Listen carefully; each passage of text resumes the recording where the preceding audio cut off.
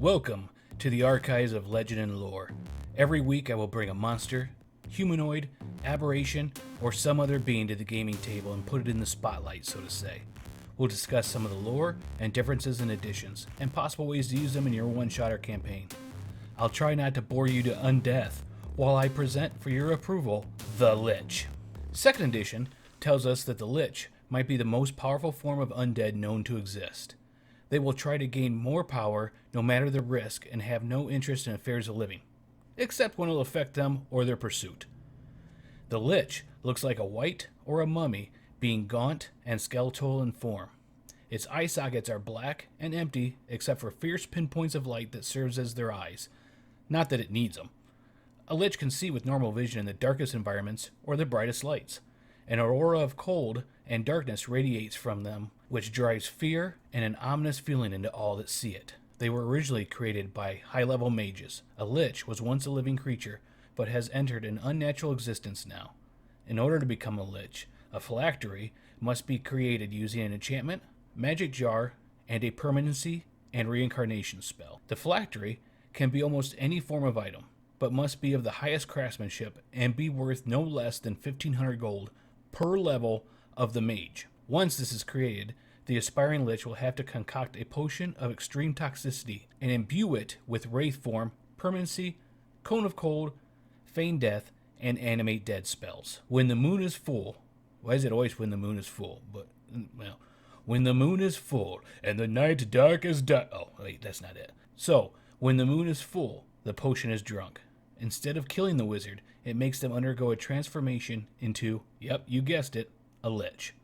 That is, if they make a system shock save. If they fail, it's lights out for good. You failed, must have used mistletoe instead of mugglewort. Too bad, no retries. You can't even be resurrected. I mean, you're dead. Like, dead. Okay, the Monstrous Manual does list subspecies of Lich, Arch-Lich, and Demi-Lich, but we might just save those for another podcast. Now, on to 5th edition. In 5th edition, Liches are the remains of powerful wizards that wish for undeath as a means to preserve themselves. Like the earlier edition, it is all for gaining further power as they hunger for long-forgotten knowledge, but care little for the world of man. A Lich is gaunt and skeletal, with withered flesh stretched tight across its bones. The eyes have decayed away long ago, but points of light burn in the empty sockets. They are often wearing fine garments and jewelry, faded and decaying now, but still hinting at sophistication. To become a Lich, a wizard must make bargains with friends, evil gods, or other foul entities. Hey, wait, what are you saying about my friends? Well, point taken. Okay, there are a few like that. I mean, not all of them. But many aspiring Lich turn towards Orcus, the demon prince of undeath. The Lich is created by an arcane ritual that traps the wizard's soul into the phylactery while sustaining the magic coursing through its body. Then, again like previous editions, a potion must be drunk. No system shock here, though. You die and are reborn as a Lich. Occasionally, a Lich must feed souls to his phylactery, trapping the soul, and in 24 hours it is consumed and destroyed. A level 9 or higher dispel magic spell can be used, and the soul will be released. I had a marriage that kind of worked that same way. And if the souls aren't fed, the Lich starts decaying and falling apart and might just turn into a Demi-Lich. When the Lich's body is damaged or destroyed, the will and mind leave it and return to the phylactery, and within a few days, a new body forms next to the phylactery. To truly defeat the Lich, you must destroy the phylactery, if you can. It usually takes a special item or spell to do it. A Lich doesn't require food, well, except for souls, water, air, or sleep. But, you know what? Sometimes a hug every once in a while would be nice. I mean, come on. That used to be human-ish, too. Once fine robes hang in tatters from its withered corpse frame. A pale blue light shines from where its eyes should be. I'd have to say, Pathfinder does a great job of its intro description. If you need it for your campaign, a lot of times, use it. A Lich is a spellcaster that has chosen to shed its life and cheat death by becoming an undead creature. By use of the phylactery, the spellcaster gives their life to it, but traps their death too and will be almost immortal. As long as the phylactery is safe, they can go on in their studies and pursuit of knowledge. The path to become a Lich is not an easy one, and the soul is different in every instance, so the spell might fail, causing the caster to die or become insane. A 1 in 3 chance that it is up to the dungeon master. I like those odds. Roll for the 33.3333. Okay, 34% chance to live or die or become undead. I mean, oh, did I mention the cost? It should cost several 100,000 gold. Hey, can I get a loan? It's for a business venture. Yeah, you can say that. On to combat. They rarely engage in melee combat with those it considers enemies. In 2nd edition, it is a force that can hold its own in battle. It has an aura surrounding it. Anything less than level 5 must make a save versus spell or flee in terror for 5 to 20 rounds. 5 to 20 rounds. I mean, let that sink in. And if it fails, it'll probably be leaving urine and skid marks in its wake. If the Lich should happen to touch a creature, its aura of cold will inflict damage and may paralyze the creature. If a save isn't made, that is. Liches can only be hit by weapons of +1 or higher. Spells or monster level 5 and higher. It is immune to charm, sleep, enfeeblement, polymorph, cold, electricity, insanity, death spells, hugs that aren't meaningful. Oh, wait, I mean, that last part wasn't in there. Priests of 8th level or paladins of 10th level can try to turn the Lich. Yeah, the word is try. Yeah, try. The main form of attack, though, is the Lich's spells. And oh boy, will it have spells. They have literally been existing just to learn new spells and knowledge, so yeah, good luck with that. On to the combat in 5th edition. If the Lich fails a saving throw, it can say, nah, I don't think so, I made that. And it does. This horrible beast can do that 3 times a day. What a the Lich is an 18th level spellcaster and has a spell DC of 20 and +12, holy, to hit with spell attacks. Talk about being OP. Dang. The monster manual lists the spells and slots available, but I'd probably use house rules here and mix it up a bit.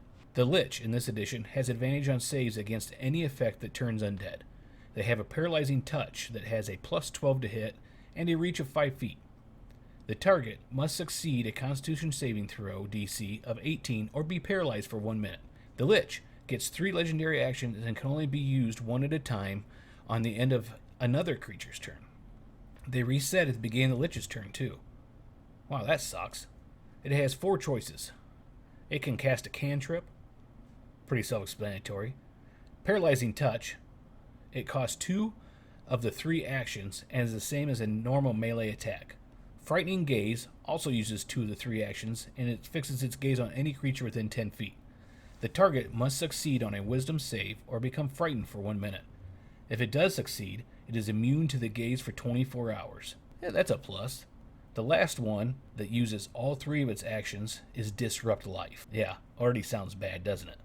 Each living creature within 20 feet of the Lich must make a Constitution saving throw of 18 or higher, and if they succeed, it's half the damage.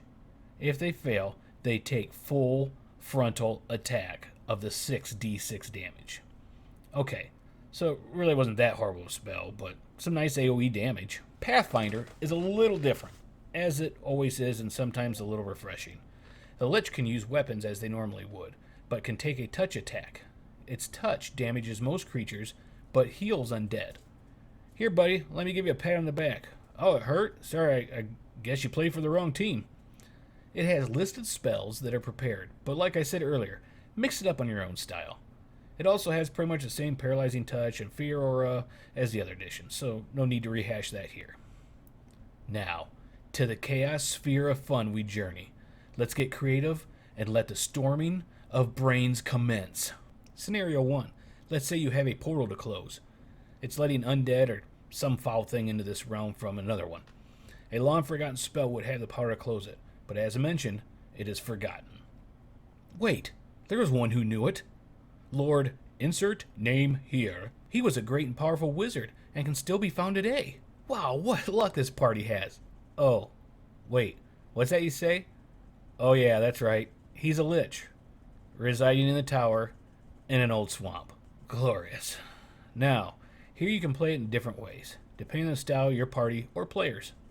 He has a spell on a scroll, and the party can try and kill him for it. Yeah, good luck with that. Another way is the lich isn't that evil, and will willingly give the scroll to the adventurers, if they can recover a tome to complete his set. I don't know, maybe it's a Britannica W, and is the only one he's missing. everybody wants a whole set of Britannica encyclopedias, right? It was last carried by a lowly wizard into a insert name of dungeon here, crypt, tower, or other horrible place, and he was never seen again. Bring the Lich his tome, and the spell will be yours. Scenario 2. A magic shop in a large city has new and never before seen magic items. Insert homebrew here on his shelves. He will sell them, but also has a list of items he would gladly trade for them. Each one will require a quest to some place to kill, find, or trick something into getting the item. Plot twist: the shop owner works for a Lich and is trying to recover items for it. The new items have been created by the Lich. Party members can try and kill the Lich, or maybe take out the shop owner, causing more problems for the Lich, which will probably make it hunt them down. Another plot twist: there are powerful curses on the items, and when used, cause the players to be servants of the Lich to go and amass more power and magic items for it. Oh, they only find out after going on a quest for an item to trade, though. Nice one-shot, maybe? Or, nobody else knows that the one player has a cursed item. Scenario 3. A great evil has come to the land. The evil is of your choosing. Maybe an old god? It is more powerful than anything the world has faced before. They're always more powerful. There's never like, well, that last guy you beat, he's not really as powerful as that guy. But, of course, there's only one hope. The adventurers must seek out and convince ancient liches to come fight for the cause of the world, because if the world falls to the evil, the liches will perish also. I would say you'd need at least 5 ancient ones to complete this storyline. You can spin off each of them as a one-shot or one night, and then have them end the battle as a separate one. So if things go well, this could be a 6 or 7 night campaign. Or, if you're like my normal party, a lot longer. If it was me, I'd probably do 5 to 6 nights for each lich, and then several for the final battle. But it all depends on you and your group. Have fun with it. Well, our time is coming to a close once more, my friends. I always like having visitors in my little slice of chaos. If you enjoyed yourself, please consider giving me a review on your podcast platform of choice. I hope you can join me next time when we blow the dust off the tombs and look deep within them. Remember, if you're truly chaotic, your players will never know what you'll do next.